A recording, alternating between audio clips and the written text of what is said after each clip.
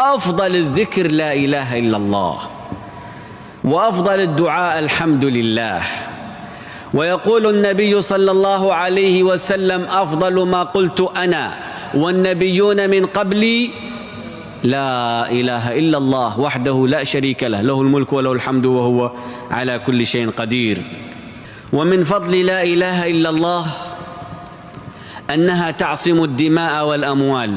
يبقى الإنسان مهدد حتى يقول لا إله إلا الله. أمرت أن أقاتل الناس حتى يقولوا لا إله إلا الله،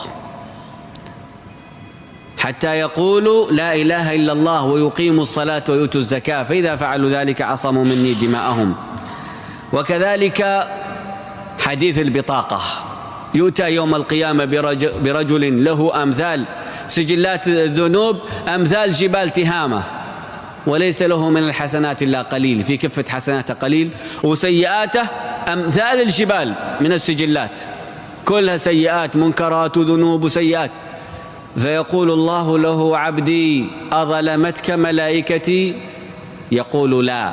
عبدي أهذا كل عملك الصالح؟ يقول: إي نعم ربي، هذا كل عملي الصالح. عبدي أهذه الذنوب كلها عملتها؟ أي ربي كلها أنا عملتها. فيقول الله له: عبدي أتذكر أن لك عملا آخر لم تجده؟ يقول: لا.